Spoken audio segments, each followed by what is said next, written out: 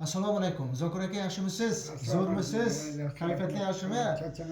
Rahmat. Zokirjon aka, o'tgan safar murojaat qilgan edingiz. Bizani o'sha qurilish mutaxassislariga murojaat qilgan edingiz.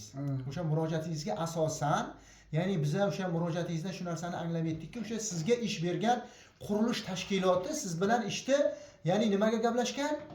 Ya'ni o'sha ob'yomga, ish hajmiga gaplashgan. Ish hajmiga gaplashganda endi ishni tugatganingizdan keyin siz o'sha qurilish me'yorlariga asosan ishni tugatgansiz. Ish tugagandan keyin hisob kitob qilib sizga ya'ni nima qilyapti-da, kunbay haq beryapti. Ha, to'g'rimi? Mana o'zingiz ham gapiring, o'sha qurilish tashkiloti bilan qanaqa gaplashgansiz? Bizlar qurilish tashkiloti bilan ob'yomga gaplashgan edik. Ishni tugatgan so'ng kunbaylik nima qilishdi-da. Ha, shuning uchun o'rtada bu masalan o'sha ish hajmi bilan, to'layotgan ish hajmi bilan kunbayni o'rtasida farq bor. Ya'ni razlisda farq bor pul to'lashda. Demak, ular buni hisob kitobini qilganda o'zicha qanaqadir bir maxanatsiya qilib sizga, ya'ni o'sha shartnomadan go'yoki o'zlaricha shartnomani buzib, ya'ni sizga ya'ni kunbayga haq to'layapti, ha? Endi kam haq to'layapti. Ha, endi o'shani mana sizning murojaatingizga asosan mana qurilish bizning konsultativ markazimiz qurilish mutaxassislari hammasi qonun nuqtai nazaridan mana hujjatlarni hammasini taqladik.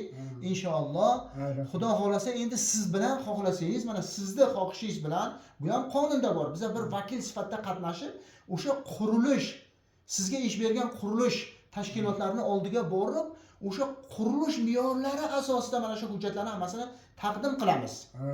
Ha, taqdim qilib hammasini qonun nuqtai nazaridan, ya'ni sizga o'sha birinchi siz bilan shartnoma qilgan o'sha ish hajmiga to'lab berishdi, ya'ni sizni murojaatingizga asoslanib biz vakil sifatida o'shandan so'raymiz. Agarchi o'zlari qurilish me'yorlariga asosan o'shanga bu hujjatlarni o'rganib chiqib, endi o'sha tafovutni to'lab bersa yaxshi.